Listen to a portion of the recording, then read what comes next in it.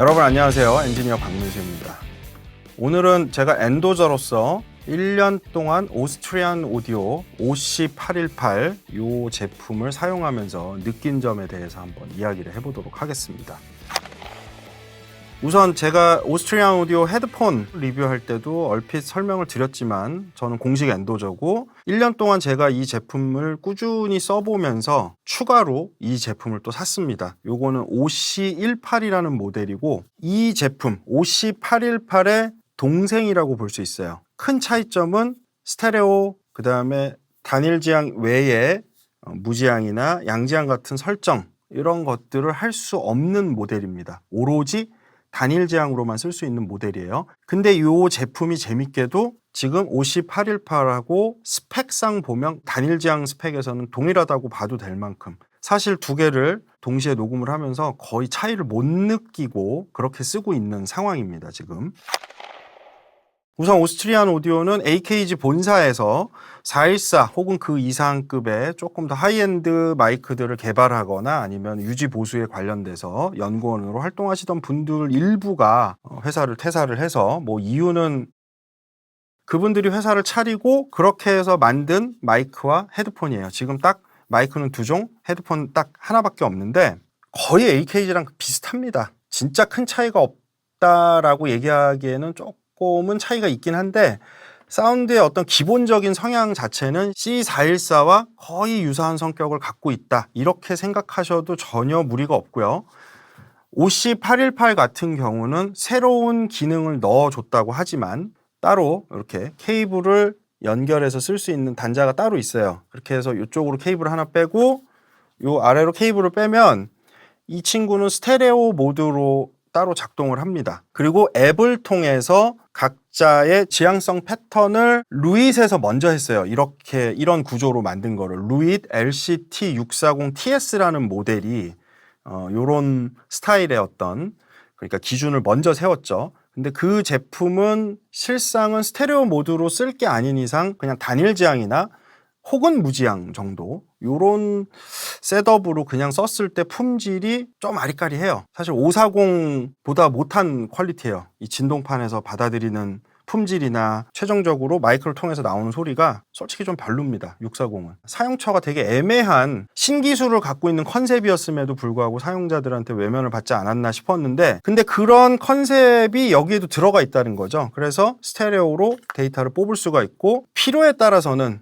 지금 제가 카메라를 보면서 여기 보여드리고 있지만 카메라 쪽에서 말을 하고 저도 이렇게 말을 해도 뒤에서 케이블을 두 개로 빼가지고 하면 진정한 무지향에 가까운 방향성을 갖는 무지향 데이터를 얻을 수 있는 그런 장점도 있어요. 물론 프리앰프 채널 두 개를 먹기 때문에 아무래도 레코딩할 때 채널 확보하는 게 조금 일은 되겠지만 양지향성 모드도 이 OC818 같은 개념으로 만약에 접근을 해본다 그러면 실상은 리본 모터를 이렇게 두고 흔들리는 걸 양쪽에서 소리가 받아서 하나의 채널로 빼는 거잖아요. 그거를 우리가 MS 모드 할 때 사이드 느낌을 내기 위해서 듀플리케이트 해가지고 양쪽으로 찢어 놓죠. 그리고 한쪽을 위상을 뒤집어가지고 의도적인 어떤 사이드 느낌을 만드는데 이 제품 혹은 옛날 루잇의 LCT640 그런 제품들은 그냥 두 채널로 뽑아서 벌려놓기만 해도 어떻게 보면 진정한 사이드 사운드라고 볼 수 있는 거죠. 이런 신기술이 들어가 있으면서 동시에 414와 사운드가 거의 흡사하다. 그럼 분명히 이 제품은 성공할 확률이 있는 그리고 상당히 쓸 곳이 많은 제품이라는 거 정도는 우리가 사전에 이해할 수 있습니다. 감도가 물론 13mV예요. 13mV 슬러시파 해가지고 나옵니다. 매뉴얼상에 보면. 근데 AKG 414 같은 경우는 23mV 파예요. 그게 은장이든 금장이든 XLS냐 XL2로 가느냐에 따라서 뭐 차이가 있는 게 아니라 그냥 두 가지 모델 전부 다 23mV예요. 그러면 약 10dB 정도 차이가 나거든요. 이 친구랑 증폭을 해줄 때 프리에서. 그러면 거의 비슷한 레벨로 들어옵니다. 414가 감도가 조금 더 높으니 조금이라도 덜 증폭하니까 자체 이퀴발렌트 노이즈 레벨이라고 얘기하죠. 그 노이즈 부분에서 그러면 현격한 차이를 보이지 않을까라는 생각도 했죠. 그러면서 제가 테스트를 쭉 해봤는데 사실 의미를 부여할 수준이 아니다라고 이야기할 만큼 상당히 깨끗합니다. 여기에 그리고 이제 필터가 이 친구나 둘 다 정면에 나와 있어요. 이 로우 컷 필터 40Hz, 그 다음에 지금 보면 80, 160 이렇게 돼 있는데 이 필터는 가급적 40Hz 컷은 사용을 하세요. 필터가 있는 목적은 여러 가지가 있지만 기본적으로 40Hz 필터 같은 경우는 마이크 자체 내에서 생길 수 있는, 여기서 전기적으로 증폭해주는 이 회로가 만들어내는 노이즈를 제거하기 위해서 그렇게 사용한다고 보셔도 됩니다. 40Hz 컷 정도는 불편하지 않은 그런 느낌이니까 보컬 녹음을 하시던 악기 녹음을 하시던 414를 쓴다. 414에도 40Hz 컷이 있어요. 그럴 때 똑같이 40Hz 컷은 써주는 게 좋다. 이 정도 상식은 가지고 계시면 좋을 것 같습니다. 마이크 외관이나 내용에 관련된 것들은 이제 어느 정도 제가 사전 설명 또 했고 또 이렇게 검색해 보시면 많이 찾아보실 수 있으니까 우리가 이제 그 부분은 넘어가도록 하고요. 제가 녹음을 떠놓은 데이터를 갖고 한번 이야기를 해보도록 할게요. 자, 지금 제가 가이드로 녹음을 하나 떠났어요. 반주는 지금 보면 그냥 야생화 띄워놨습니다. 아는 동생 데리고 제가 이제 테스트 녹음을 했는데, 물론 저는 이 마이크를 가지고 많은 앨범 작업에 이미 활용을 했습니다. 근데 이번 리뷰를 위해서 특별히 따로 또 이렇게 데이터를 지금 만들었다는 이야기예요. 우선 어떤 마이크가 어떤 제품인지에 대한 이야기를 하지 않고 제가 그냥 한번 들려드려 볼게요.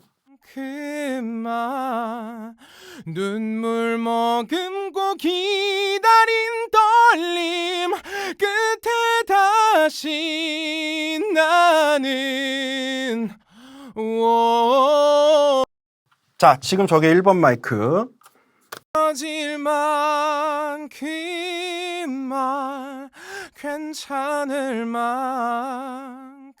만큼만 눈물 머금고 기다린 떨림 끝에 다시 나는 메말라가는 땅 위에 온몸이 다 들어가고 내 손끝에 남은 너의 향기 흩어져 나. 자, 지금 제가 계속 위아래로 바꿔가면서 들려드렸는데 확실히 차이가 느껴지시나요? 이거는 솔직히 잘 모르겠는데요 라고 하신다면 지금 제대로 된 모니터링 시스템으로 안 듣고 계신 거예요. 요걸 좀 제대로 된 시스템으로 들어보시면, 헤드폰이 됐건 뭐 이어폰, 저는 그거보다는 아무래도 스피커 쪽이 낫겠죠. 조금이라도 내가 정확하게 구분할 수 있는 그런 시스템을 가지고 지금 체크를 해보신다면 확실히 소리 차이가 느껴질 겁니다. 자, 먼저 위에 채널이 1번 채널 복스 1이라고 되어 있는 게 414 XLS 모델이고요. 밑에 복스 2라고 되어 있는 게 OC818 모델이에요. 분명히 지금 차이가 느껴질 거예요. 다시 한번 들려드려 볼게요. 꺼질만 그만 괜찮을 만큼만 눈물 머금고 기다린 떨림 끝에 다시 나는 메말라가는 땅 위에 온몸이 다 들어가고 내 손끝에 남은 너의 향기 흩어져 가는 너 알아갈 만큼만 미워야 살아갈 만 못해 아프다 살아갈 만큼만 못해 아프다 살아갈 만큼. 자, 이제 확실히 구분이 되죠? 지금 이 녹음은 동시에 5818하고 414랑 이렇게 같이 놓고 약간 떨어진 거리에서 녹음을 뜬 거고, 프리앰프는 그레이트 리버의 MP-2NV라는 모델이 있습니다. 2채널짜리. 그리고 아무것도 거치지 않았습니다. 바로 심포니 IO ADC를 거쳐갖고 지금 뜬 데이터예요. 파형으로 보면 이렇게 터지는 구간들 레벨이 작지 않죠. 미터로 한번 볼까요?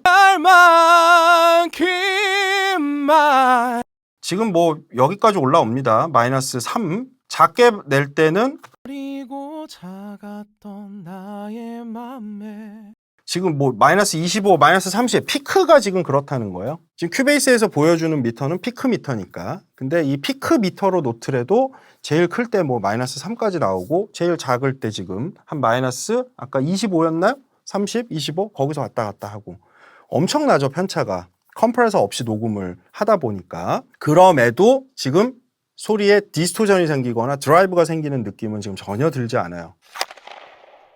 저도 일단 한번 불러봤습니다. 제 목소리로 잠깐 들어볼게요. 거친 바람 속에도 젖은 지붕 밑에도 홀로 내팽개쳐져 있지 않다는 게 자, 여기 4149. 거친 바람 속에도 젖은 지붕 밑에도 홀로 내팽개쳐져 있지 않다는 게. 자, 일부러 제가 되게 막 그러니까 과장해서 지금 소리를 내본 거예요. 트랜지언트 특성이 어떤가를 보여드리기 위해서. 근데 이렇게 세게 소리를 질러도 지금 컴프레서나 이런 거 없이 프리앰프만으로도 충분히 잘 받아낼 수 있다라는 거. 요거는 알고 계셔야 돼요. 그러니까 이 제품을 활용하는 데 있어서 내가 개인 설정을 어떻게 해야 되는가 이런 거는 이제 당연히 조금 더 차근차근 연구해야겠지만 우선 414랑 비교했을 때 전혀 어떤 그런 불편함은 없어요. 하지만 컬러가 미세하게 좀 다르다라는 거. 그리고 개인적으로 느끼기에는 414보다는 보컬 쪽에 조금 더 최적화돼 있다. 그러면은 지금 비교한 거는 XLS로 비교했습니다. 은장으로 비교했는데 만약에 금색이라면 또 어떨까라고 또 생각해 볼 수 있거든요. 근데 금색하고는 기본적으로 무게감이 달라요. 이게 또 재밌게도. 제가 XLS를 굳이 보컬용으로 쓰는 이유가 그 무게감 때문인데 무게 중심은 거의 비슷하게 유지하면서 이게 조금 더 보컬을 표현하는데 조금 더 엣지 있게 느껴진다. 그 정도 지금 생각해 볼 수 있습니다. 이 두 개의 제품도 이때 그래서 테스트하면서 다 비교를 해보는데 정말 차이를 못 느낄 정도로 보컬에서는. 그래서 이런 나는 특별한 기능들, 다양한 기능들을 굳이 나는 필요 없다라고 한다면 저는 이 제품 사는 것도 나쁘지 않다. 무게 차이로 보면 이게 조금 더 무겁긴 한데 이 제품도 충분히 값어치를 하는 제품이다. 가격으로만 놓고 얘기하면. 그리고 이 스테레오 기능은 뭐 가뭄에 콩나듯 쓸 일이 있을래나? 이게 잘 쓸 일이 없어요 사실. 특별히 어떤 효과 같은 그러니까 폴리 사운드를 받기 위해서 쓴다면 모를까 굳이 보컬 녹음하거나 아니면 악기 녹음하는데 그렇게 쓸 일은 없다라고 저는 그렇게 생각을 합니다. 그럼에도 기본적으로 지향성 패턴 선택이 있고 내가 다양한 지향성을 필요로 한다라고 했을 때는 분명 이 제품도 좋은 선택지가 된다라는 거죠. 가격은 414보다 조금 비싸지만 충분히 그 값어치를 하는 제품이다라는 거. 그리고 엔도저라서 제가 좋은 말만 하려고 지금 하는 얘기가 절대 아니에요. 지난번에 말씀드렸던 이 헤드폰 같은 경우는 저는 사실 이거 리스닝용이라고 말씀 안 드렸잖아요. 그냥 모니터용 헤드폰이고 별로 좋아하지 않는다. 저는 개인적으로는 그냥 NS10 같은 그런 존재다. 그래서 너무 많은 걸 기대하지 말아라라고도 얘기했지만 이 OC818 그리고 그 형제인 OC18 둘 다 정말 괜찮은 제품이다. 가령 414와 214 이렇게 두 개를 놓고 비교한다면 실상 414랑 214랑 전혀 다른 마이크거든요.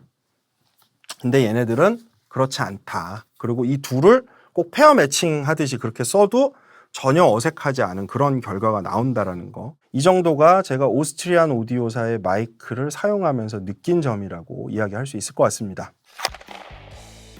자, 오늘 간만에 이렇게 하드웨어 리뷰를 하게 됐습니다. 정말 오랜만에 한 것 같아요, 하드웨어 리뷰는. 근데 기회가 되면은 종종 제가 또 하드웨어 리뷰도 하도록 하고요. 물론 뭐 이렇게 공부를 위한 그런 거는 하지 않을 거예요, 저는. 그런 리뷰들은 아예 생각도 하지 않으니까 여러분들한테 충분히 정보로서 도움이 될 만한 것들을 전달할 수 있는 그런 리뷰들을 진행을 할 거고 다음에도 재밌는 컨텐츠로 또 찾아뵙도록 하겠습니다. 저는 엔지니어 박문수였습니다.